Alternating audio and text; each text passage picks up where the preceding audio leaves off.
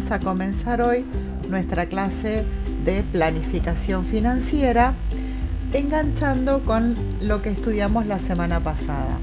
Nosotros vimos una serie de eslabones de una cadena, 7 en total, donde iniciábamos todo este sistema de planificación desde el punto de vista económico primero.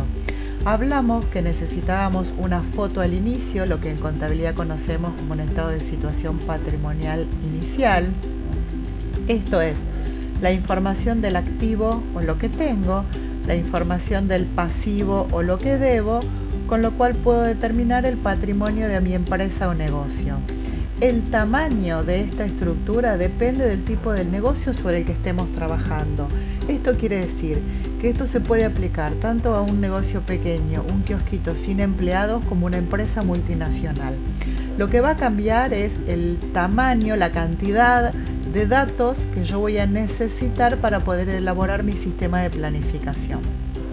Habíamos dicho también que además de esa foto inicial, lo que necesitábamos eran las pautas, que nosotros llamamos pautas o restricciones presupuestarias. Habíamos hablado de que había pautas internas y pautas externas, o variables internas y variables externas.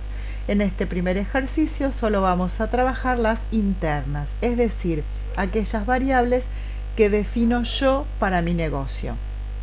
En este caso, hablamos para presupuestar ventas, compras, gastos e impuestos, simplificado en la estructura, pero que es absolutamente aplicable, como dije, a cualquier tamaño de negocio.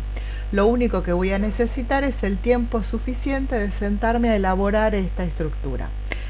Si nosotros estamos empezando un sistema de planificación, ustedes ven aquí que yo estoy trabajando sobre una tabla Excel. ¿Cuál es la ventaja de esta estructura? Que si bien es cierto que necesito un tiempo previo de elaboración y de prueba y error para la estructura, una vez que está armado, cualquier cambio que se produzca a medida que se va ejecutando este presupuesto, yo corrijo un dato y el sistema de planificación se corrige solo. Entonces, en momentos conflictivos, en momentos turbulentos, donde los precios, los valores, las condiciones de venta o compra cambian muy rápidamente, es una herramienta muy útil. ¿Por qué? Porque automáticamente corrijo de un día para el otro un precio de compra, un precio de venta o una condición de pago, y automáticamente el sistema me va a indicar al final, en la parte que nos interesa a nosotros, que es el cash flow, qué dinero me está sobrando o faltando en cada uno de los momentos. En este caso, yo trabajé con una planillita Excel, como les decía, elaborada de manera tal que cuando alguno de estos datos que tengo en esta planilla se corrigen o hay que modificarlos, automáticamente en los sistemas de presupuestaciones posteriores se corrige de forma automática. En el caso de un presupuesto de ventas, por supuesto, lo que hay que establecer son unidades y precio de venta. Condición de impuesto, en el caso de Argentina, el impuesto que se paga cada vez que uno vende o compra es el IVA y es el 21%, y la condición de cobranza. Esto es importante para cuando yo tenga que transformar mi presupuesto económico de ventas en un presupuesto financiero de cobranzas, saber la venta de cada periodo cuando la cobré. En el caso de las compras, también estamos trabajando con precio de unidades, porque para hacerlo simple, dije que las compras en este mes son las unidades que voy a vender en este mismo mes. Entonces, lo único que necesito saber es el precio de compra. Vuelta, para simplificar, digo que lo que compré lo pagué al contado. Entonces, ¿qué unidades voy a comprar en enero? Las que voy a vender en enero. En el caso de gastos, simplifiqué en 3 grandes rubros: administración, comercialización y financieros. Estos pueden estar abiertos por zona geográfica, por cada uno de los rubros que componen estos gastos, y allí tenemos los valores en cada uno de los meses. En el caso de los impuestos, como estamos iniciando un sistema de planificación, estoy trabajando sobre el impuesto al valor agregado que se paga por mes vencido y por el impuesto a los ingresos brutos, que establecí una alícuota general para provincia de Buenos Aires que es el 3,5%, y este impuesto también se paga por mes vencido. Es importante tener en claro que dentro de las pautas tengo las pautas económicas y las financieras. Acuérdense siempre, el cómo cobro o el cómo pago de todo es importante porque es lo que transforma los presupuestos económicos en financieros y es lo que me permite después elaborar el cash flow. Veamos ahora cómo se elaboran los presupuestos. Fíjense aquí, si yo trabajo sobre un sistema de presupuesto de ventas, en mi caso, organizado por producto, voy a presupuestar la cantidad de unidades que voy a vender en cada mes y voy a presupuestar el precio que tiene ese producto. Fíjense que yo tengo para enero un precio de venta de 5 pesos. Si vuelvo a la pauta, veo que la venta para enero el precio es 5 pesos. Quiere decir que 2.000 unidades a 5 pesos voy a tener una venta de 10.000 pesos. ¿Qué pasa si cuando llega el momento de enero el precio de venta en lugar de 5 el mercado no lo acepta y pongo 4? Fíjense que al poner 4 automáticamente se me corrige el precio de venta, se corrigen los ingresos, vamos a ver que se corrige el IVA y se corrige cómo reestructuro esa venta en los meses para cobrar. Si yo sumo, se tiene que corregir esa venta para cobrar. Entonces, cuando voy a los presupuestos, tengo unidades, tengo el precio, que ya vimos, lo mismo me pasa si corrijo unidades. Si yo en enero, en lugar de vender 2.000 unidades, vendo 3.000 porque me aparece, por ejemplo, una orden de compra no prevista, se corrige automáticamente los 3.000, se corrige el dinero, se corrige el impuesto y se corrige cuando lo transformo en financiero. Entonces, esto que aquí se ve muy fácil es lo que es interesante para ofrecerle a un cliente que lleva la elaboración de la etapa previa, y cuando aparezca un concepto como Argentina de hoy, donde la turbulencia o las condiciones de cobranza y pago han cambiado tanto, fíjense que esta herramienta parece absolutamente simple y con 3 clics corrijo la evolución de los saldos. Entonces, en el presupuesto de ventas, lo importante son unidades y precio. Tengo un subtotal y en este caso yo agrego el IVA. ¿Por qué? Porque al momento de efectuar la cobranza, yo voy a cobrar todo. El cliente cuando me paga no me va a decir te pago 10.000 o como no te puedo pagar la mercadería te pago el IVA y después la mercadería. El cliente mira los 12.100 pesos que yo tengo para cobrarle y él me va a decir cómo me lo puede pagar. Una vez que presupuestamos los 3 meses de venta, por estructura puedo tener un total, ya esto es información que pueda ser útil para la empresa. Esa venta le voy a preguntar cómo la cobro y entonces elaboro el presupuesto de cobranzas. En este caso, la estructura de un presupuesto de cobranzas siempre tiene el dato de las cobranzas de periodos anteriores y las cobranzas de este periodo que estoy presupuestando. En este caso lo dividí por mes. ¿De dónde sale el dato de la cobranza del periodo anterior? Cuando voy al patrimonio inicial me doy cuenta que tengo deudores por ventas, es decir, gente que me debía y que me tiene que pagar y que suma este valor. Entonces, estos 4.000 pesos de estos deudores por ventas, cuando voy al presupuesto, en este caso lo estoy cobrando en enero. De la misma manera, de acuerdo a la condición que yo tenía en cada una de las operaciones que fui estableciendo, distribuyo la cobranza en cada uno de los periodos. En este caso, nosotros habíamos hablado que las ventas se cobraban 30% al contado y el 70% a 60 días. Entonces, ¿qué hace mi planilla? y lo vemos en la fórmula. El 30% de esta venta la cobró el contado. A los 60 días, el 70% de esa venta la voy a estar cobrando. Así distribuyo cada uno de los periodos que estoy presupuestando. En el ejemplo de febrero, ¿qué me pasa? Que el 30% lo cobro en febrero, pero el 70% lo estaría cobrando en abril. Abril no es un mes que yo esté presupuestando. Por lo tanto, esa venta de febrero que voy a cobrar en abril, al momento del cierre de mi foto, porque acuérdense que cuando yo termine mi planificación, en este caso el 31 de marzo, voy a volver a sacar una foto. Tengo un patrimonio al inicio, tengo un movimiento por presupuestos y voy a tener la foto al cierre.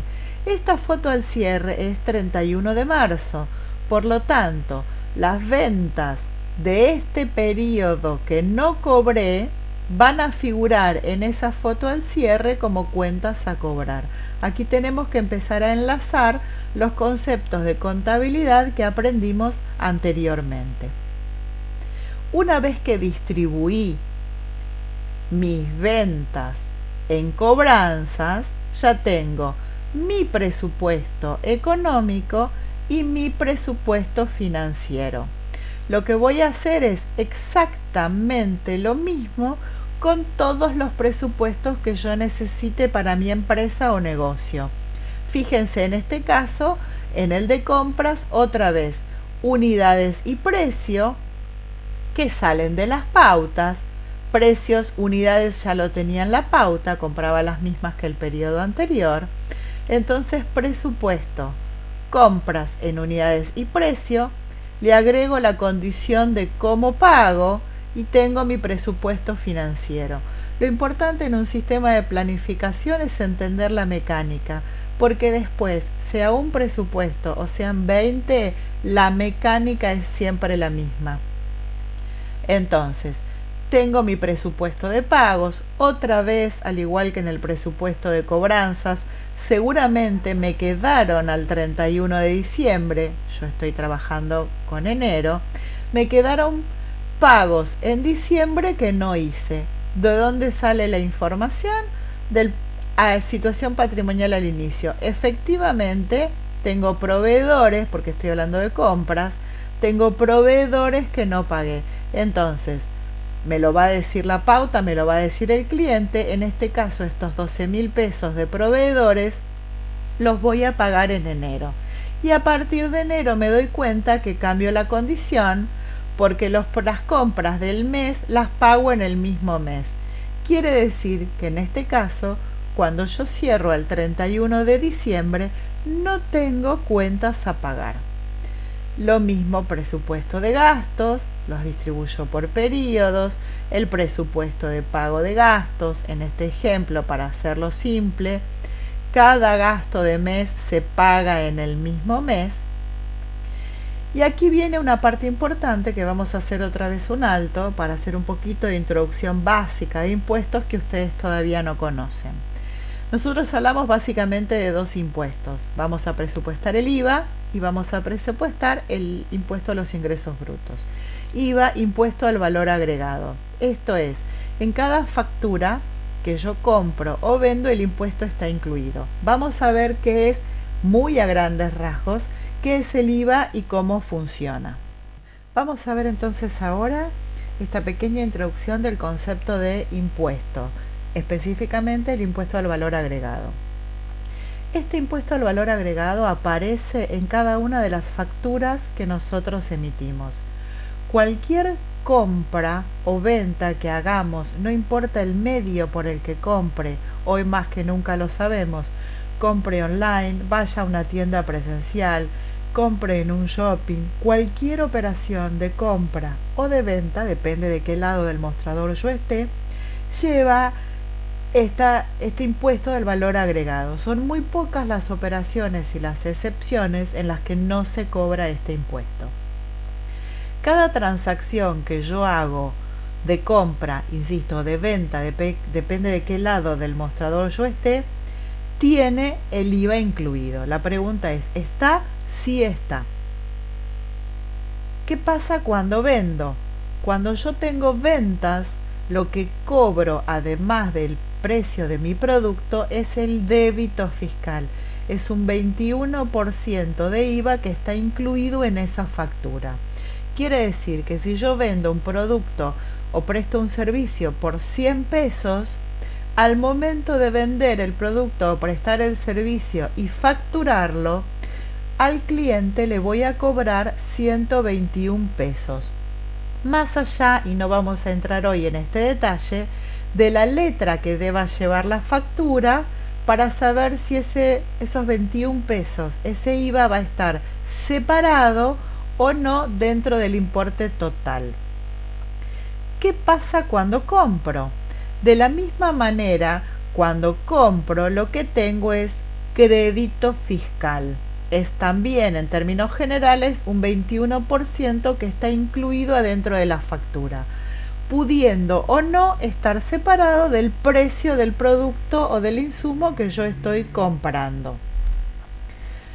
¿Qué pasa con el impuesto entonces? Vemos que tengo ventas que tienen IVA, por las que estoy facturando IVA, tengo compras en las que me están facturando IVA. Fíjense que a esta altura ya entendemos que estoy hablando de conceptos económicos. Tengo ventas, tengo compras, tengo facturas. Ese impuesto de IVA se paga por mes vencido. Es decir, por ejemplo, que el IVA del mes de enero yo lo voy a estar pagando en caso de corresponder en el mes de febrero. Hay una excepción, algo que se llaman regímenes especiales, que son adelantos de impuestos. La AFIP, Administración Federal de Ingresos Públicos, muchas veces necesita que se adelanten los impuestos. Entonces, ¿qué hace? Dependiendo cuál fuera la operación, hay retenciones o hay percepciones. En el caso de las retenciones, cuando vendo, quiero cobrar 100 pesos o facturo 100 pesos más 21 de IVA, 121 pesos, al momento de cobrar esa factura, el cliente, en lugar de pagarme 121 pesos, me paga menos. Un pedacito de ese IVA no me lo da a mí, sino que directamente se lo ingresa a la AFIP. En el caso de las percepciones son cuando compro. En este caso yo voy a comprar algo que cuesta 100 pesos más 21 de IVA. Al momento de pagar yo debería pagar 121 pesos. Pero no pago ese valor, sino que tal vez pague 130 pesos. Esos 9 pesos de diferencia es una percepción, es un adicional, y ese proveedor lo que hace en el momento en que yo le pago ese adicional, ese pedacito adicional lo ingresa más rápido a la AFIP. Veamos cómo funciona. Yo tengo el débito fiscal, que vimos es el impuesto que cobré por mis ventas. Hoy estamos entendiendo que hay un error semántico porque yo pude haber tenido ventas y no cobrarlas. Entonces, ¿qué es el débito fiscal? Es el impuesto que yo facturé por mis operaciones de venta. A la AFIP no le interesa si lo cobré o no, de la misma manera que el crédito fiscal no le interesa si lo pagué o no. Entonces, yo por mis ventas tengo débito fiscal. Supongamos que facturé 1.000 pesos de impuesto. Ese impuesto que yo en algún momento voy a cobrar, lo tengo que cruzar con el impuesto en mis compras, que es el crédito fiscal, que es el impuesto que en algún momento voy a pagar. Entonces, ¿qué entiende la AFIP? Y mezcla los conceptos. Que yo cobré por mis ventas 1.000 pesos o voy a cobrar 1.000 pesos. y que por el otro lado, por mis compras, pagué 700 pesos.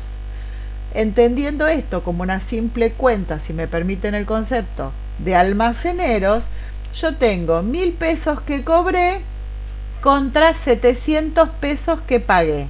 Por lo tanto, todavía tengo que devolverle a la AFIP 300 pesos. Esto claramente tiene un concepto erróneo y mezclado en términos financieros y económicos. ¿Por qué? Porque yo pude haber vendido y no cobrado, compré y pagué, o sea que esta plata salió de mi bolsillo, y la AFIP me dice que además tengo que pagarle esto. Es decir, que yo pagué 1000 pesos cuando todavía no los cobré. Los voy a cobrar a 30, 60 o 90 días. Entonces, estoy adelantándole un impuesto a la AFIP, sacando plata de mi bolsillo para pagarle a la AFIP, que en Argentina, con la inflación que tenemos, eso es costosísimo. Entonces, volvemos al ejemplo. Tengo IVA por mis ventas, tengo IVA por mis compras, la AFIP me dice que tengo que darle 300 pesos. Pero por ese régimen especial me retuvieron o me cobraron adicionales por 500 pesos. Entonces, yo tenía que darle 300, pero me cobraron adicionales o me retuvieron por 500. Por lo tanto, le pagué de más a la AFIP. Esos 200 pesos me quedan como saldo libre para compensar con otros impuestos. Ese saldo libre para compensar con otros impuestos nace exclusivamente cuando tengo retenciones y percepciones. ¿Por qué es el concepto y se llama libre disponibilidad? Entre comillas, es simplemente que puedo pagar otros impuestos que no sean IVA, porque es dinero que efectivamente entró a la AFIP. Es decir, esa retención efectivamente a mí esa plata no me la dieron, o esa percepción efectivamente yo la pagué. Entonces, este concepto es el que genera el saldo de libre disponibilidad. Veamos otro ejemplo. Yo tuve ventas y facturé IVA por 2.000 pesos y tuve compras y me cobraron o me facturaron IVA por 2.700, más compras que ventas. Puede pasar en los meses donde las empresas están generando stock para ventas de periodos siguientes, o donde tuve alguna operación especial de alguna orden de compra especial, entonces compré mucho por una condición de precio o por lo que fuera. No es lo habitual porque nadie puede tener siempre más compras que ventas, pero supongamos que pueda ocurrir. Entonces, en este caso, entre el IVA de mis ventas y el IVA de mis compras, tengo 700 pesos que generé de más en la AFIP. No me los devuelve la AFIP. De la misma manera que acá hubiera tenido que pagarlo, si es que no tenía retenciones y lo tengo que pagar a mes vencido, en el momento en que tengo saldo a favor, la AFIP no me dice, bueno, vení que te lo devuelvo, sino que ese saldo a favor, en este caso técnico, solamente lo voy a poder usar para la posición, el cálculo del IVA del mes siguiente. Muy bien, seguimos entonces ahora con la estructura de nuestro presupuesto de impuestos. Ahora que vimos básicamente cómo funciona el impuesto al valor agregado, para poder hacer nuestro presupuesto de impuestos necesitamos previo un papel de trabajo.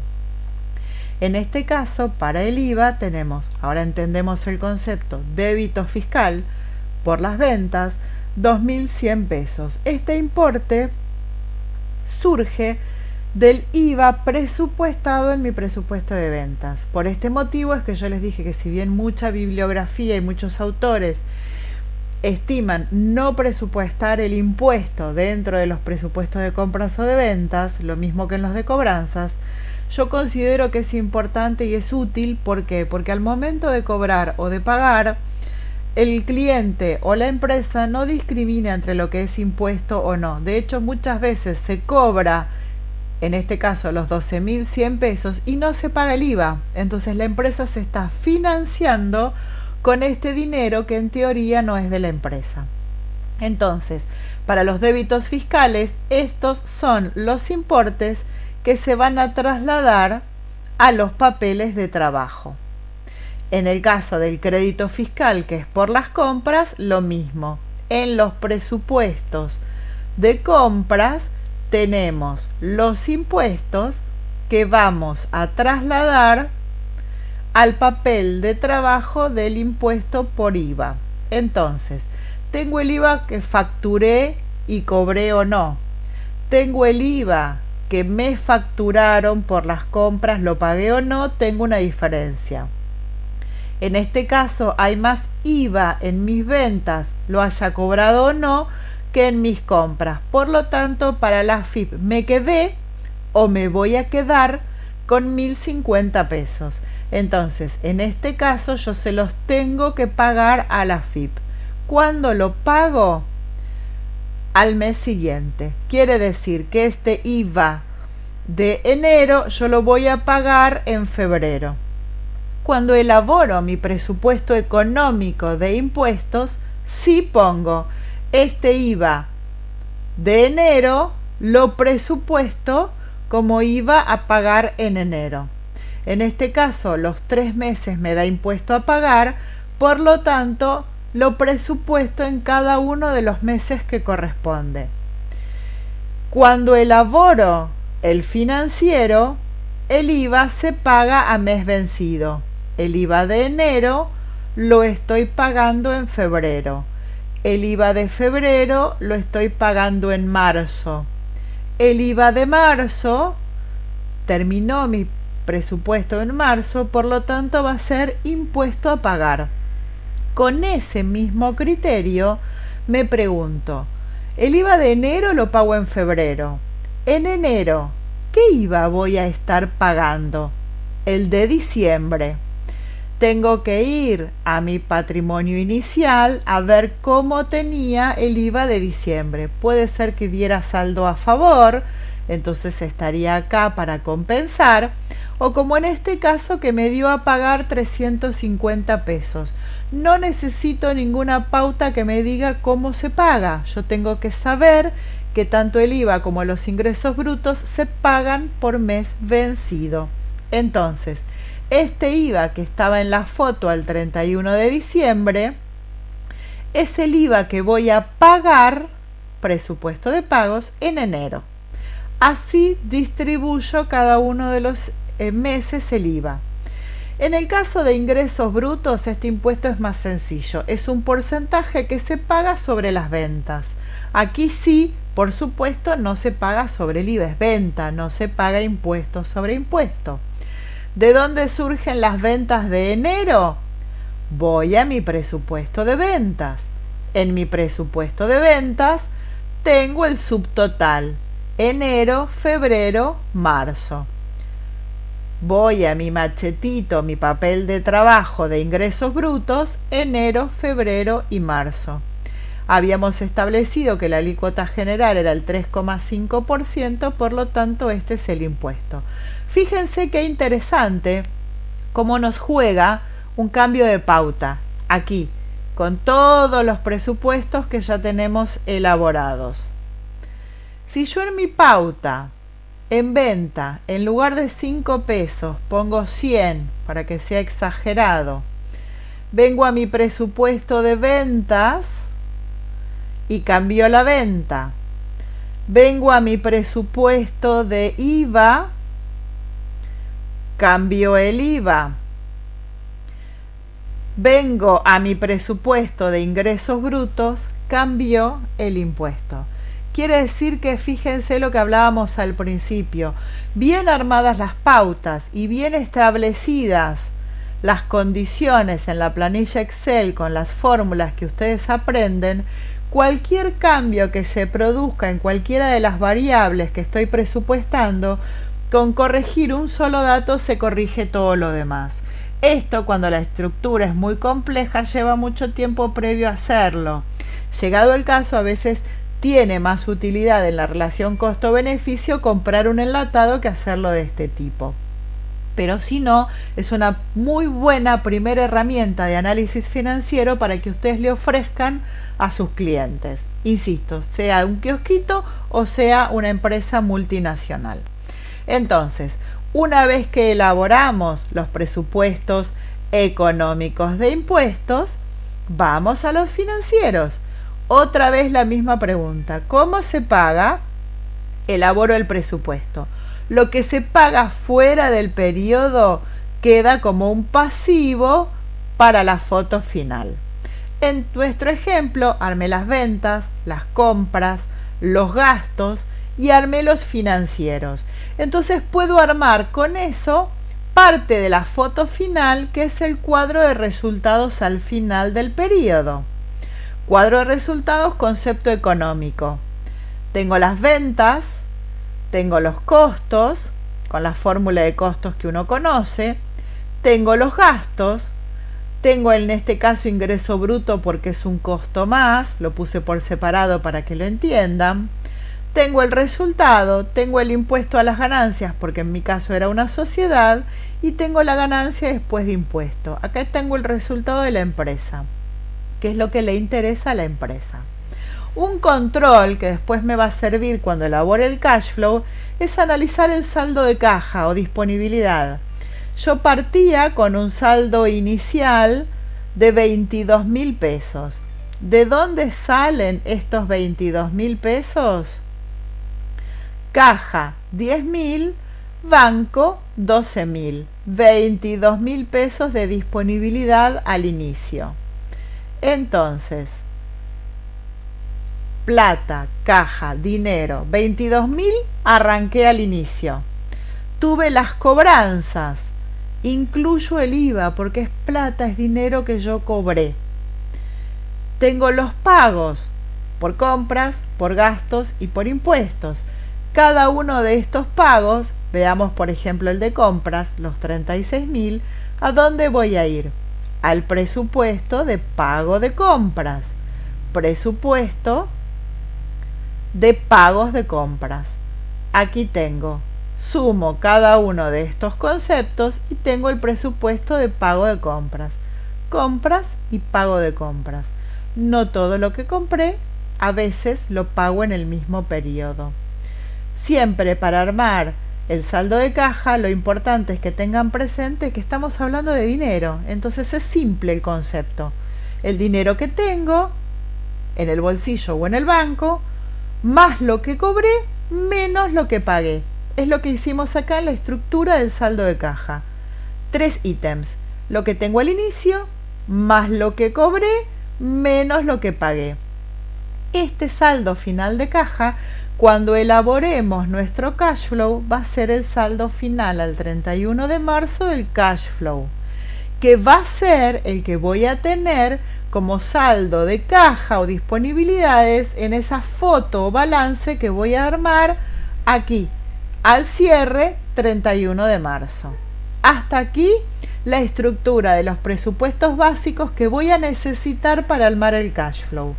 Hoy no vamos a continuar con el cash flow de este ejercicio, sino que vamos a entrar en lo importante que necesito que sepan y tengan bien asimilados, que es la estructura del cuadro de cash flow. Muy bien, lo último que nos queda ver entonces para la clase de hoy es la estructura básica de un cash flow o de un flujo de fondos. Importante, importantísimo, conocer los 4 grupos de información que va a tener esta estructura básica. Es importante, ¿por qué? Porque del cash flow, que es la información del dinero, del flujo de dinero diario, mensual o cual fuere que yo estoy trabajando, surge mucha información que muchas veces no piden proveedores, acreedores o entidades financieras. Entonces, cada uno de estos 4 grupos que nosotros estamos viendo aquí tiene una estructura absolutamente independiente de la otra y un fundamento del manejo del negocio que es absolutamente independiente uno del otro y que me muestra cómo es este negocio desde el punto de vista financiero. Por eso la importancia de separar estos 4 ítems. Entonces, ¿cuáles son estos? Saldos iniciales. Es decir, cuando armo el cash flow, como vimos, lo que es caja, bancos o cheques en cartera. Es con lo que dispongo en efectivo o cuasi efectivo para arrancar mi movimiento financiero. Después tenemos movimientos operativos, van a ser de ingreso y egreso, entrada y salida. Movimientos no operativos, también de entrada y de salida. Y movimientos financieros, también de entrada y de salida. Vamos a ver ahora cuál es cada uno de estos y cuál es su importancia. Dentro de lo que son los saldos iniciales, como dije, es con lo que dispongo al inicio del periodo. Caja, bancos, valores en cartera o cheques. Se van a colocar en la estructura del cash flow de acuerdo a las fechas de vencimientos. Por supuesto, caja, banco, entendiendo como banco una caja de ahorro o una cuenta corriente, son esos movimientos, o sea, esa disponibilidad que yo tengo al inicio, que la puedo tomar en el momento que yo quiera. Es decir, que la liquidez de esto es inmediata y automática. Por eso se pone como saldo inicial al inicio de mi sistema de planificación. Lo siguiente que voy a trabajar es teniendo en cuenta los conceptos de liquidez. Entonces ya sé cuáles son los más líquidos. Dentro de estos tengo el de mayor liquidez, el dinero en efectivo, como dije, y los saldos en cuenta, ya sea corriente o caja de ahorro. También puedo tener cheques que van a ser depositados a futuro, lo que se llaman cheques diferidos. Tengo un cheque hoy que tiene fecha para ser depositado el 30 de mayo. Ese valor en cartera yo lo voy a marcar dentro del rubro de saldos iniciales. ¿Por qué? Porque al 1 de enero, que es nuestro sistema de planificación, yo lo tengo. Pero no lo puedo poner como saldo al 1 de enero porque eso sería erróneo. Ese cheque recién lo voy a cobrar el 30 de mayo. Entonces, va en el rubro saldo inicial, pero en el periodo va a ir, en este caso, para cobrarse en mayo. Después tengo otros valores que muchas veces no se tienen en cuenta o se olvidan, que son valores pendientes de liquidación. Más en estos momentos de Argentina, que hay mucha venta electrónica, mucha cobranza electrónica. Todo lo que yo venda básicamente con tarjetas de crédito o, por ejemplo, el sistema más común hoy, que es Mercado Libre, estos sistemas de mercado pagos, todas estas cobranzas, por ahí yo hice la venta hoy y la cobré hoy y presenté esa documentación, esos elementos en el banco para cobrarlos hoy. Ahora, el banco tiene un sistema de demoras normales de 24, 48 o 72 horas, donde la teoría dice que esa fue una venta al contado, pero el dinero a mí me va a ingresar dentro de 1 o 2 días. Entonces, también lo tengo que contar como disponibilidad al inicio, porque yo la venta la hice y ese cupón lo tengo, ya lo presenté en el banco para cobrar, pero el dinero no está disponible.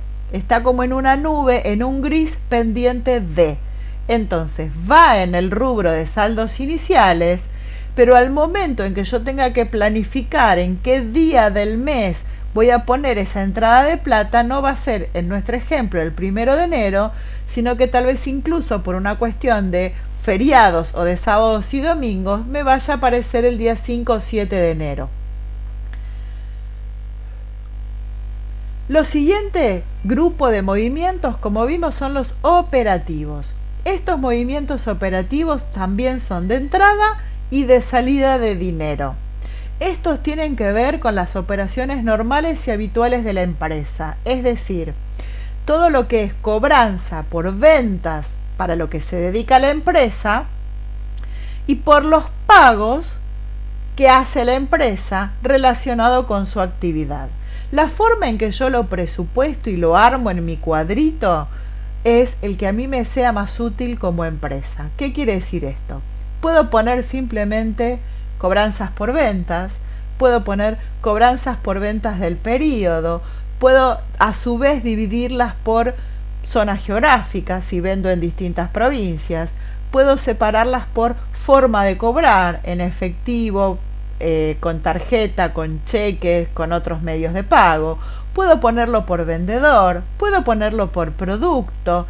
Es decir, voy a brindar la información de esa cobranza normal y habitual del periodo que estoy presupuestando, expuesta de la manera que más útil sea para quien va a trabajar con ese cash flow. Lo mismo pasa con los pagos. Los pagos puedo poner simplemente proveedores, sueldos, impuestos, gastos, o puedo abrirlos dentro de proveedores por zona geográfica o por producto o por nombre de proveedor. En el caso de impuestos lo mismo, puedo poner impuestos y nada más, puedo abrirlo por impuestos nacionales o provinciales y así con cada uno de los ítems. El grado de apertura lo va a dar el conocimiento y la necesidad que yo tenga en el uso de ese presupuesto. Lo importante entonces es que ya vamos por el segundo gran grupo de nuestro cash flow. Seguimos recordando. Primer grupo, saldos iniciales. Segundo grupo, movimientos operativos. Siguiente grupo, los movimientos no operativos. Estos movimientos no operativos son los que tienen que ver con operaciones no habituales dentro de la empresa. No son operaciones para los que se creó la empresa o negocio. Ejemplos: una compra o venta, depende si es entrada o salida, de un vehículo, de un inmueble, un juicio que cobré, un seguro por un siniestro o un accidente que tuve. Comprar o vender una máquina, ni siquiera hablar, y por supuesto está contemplado, de una propiedad o un inmueble, o herramientas para la empresa. Es decir, estoy mostrando en mi flujo de fondos que entró o salió dinero para esta operación, pero lo separo de lo que tiene que ver con la actividad normal de la empresa. El siguiente grupo es el que tiene que ver con las operaciones entonces financieras. Acá lo principal no es ni que tiene que ver con la actividad, que son las ventas y las compras o los pagos por esas compras. No tiene que ver con lo no operativo, es decir, con los movimientos secundarios, no por el valor, porque a veces pueden ser mayores que una venta de un producto, pero movimientos que no tienen que ver con la habitualidad de la empresa, como vimos que hay un bien detrás, una compra de un auto, un cobro de un siniestro, alguna cuestión que no es estrictamente lo esencial para lo que se dedica a la empresa, sino que en este caso los movimientos financieros son los que tienen que ver exclusivamente con la operatoria financiera como bien principal. Por ejemplo, pedir un préstamo en el banco. La entrada de dinero por un préstamo en el banco, en un proveedor, en una financiera, un descuento de un cheque, vender un cheque, es una operación netamente financiera. Entonces, es importante y se pide que esta información esté mostrada de manera separada de la entrada o la salida por un movimiento operativo o uno no operativo. ¿Se entiende? Es decir, dinero que entra por un préstamo, no importa quién me lo preste. Dinero que sale por el pago de un interés, dinero que sale por el pago de una cuota, dinero que entra por un cobro de un plazo fijo, dinero que sale para hacer un plazo fijo, para comprar un bono, para comprar una opción, es un movimiento financiero. Tanto la entrada o la salida van dentro de este grupo de movimientos financieros. Entonces, volvemos al principio porque es importante recordar las estructuras de lo que es un sistema de cash flow, que tenemos que tenerlo grabado a fuego. ¿Cuáles son los rubros que cada uno abarca, entrada y salida según corresponda? Estos 4 grupos básicos. Tenemos lo que tiene que ver con saldos iniciales, lo que tengo al inicio, movimientos operativos, entrada y salida de plata, movimientos no operativos, entrada y salida de plata, movimientos financieros, entrada y salida de plata. Cada uno de estos últimos 3 agrupa la entrada y la salida de plata de acuerdo a estos conceptos. Esto es importante porque me marca la estructura de una empresa. Una empresa que tiene un cash flow, un saldo final de plata muy alto. Pero ese saldo final de plata muy alto tiene que ver porque me la paso pidiendo plata prestada a financistas, a amigos, a parientes, a bancos. ¿Es una empresa que financieramente está bien o está mal? Claramente está mal. Yo tengo que lograr que toda mi estructura financiera empresarial vaya a que los saldos a favor estén siempre acá, por mis movimientos normales y habituales, las cobranzas y los pagos del negocio para el que yo estoy funcionando. A veces puede pasar que tengo algún conflicto eventual esporádico y lo voy a tener acá. Esto tiene que ser de apoyo a esta estructura. Entonces, ¿yo puedo pedir un préstamo? Sí. Pero ¿cómo lo voy a ver? Reflejado acá, porque en algún momento de esta planificación a futuro, ese préstamo que yo recibí hoy me va a indicar en algún momento de mi planificación más unidades de ventas, mejores precios de venta, menores costos, es decir, que se debe apuntar a que lo financiero siempre esté en apoyo de lo operativo. Con esto entonces terminamos la clase de hoy y vamos a pasar a ver cuáles son los temas de prácticas para este tema. Y nos vemos en la próxima clase.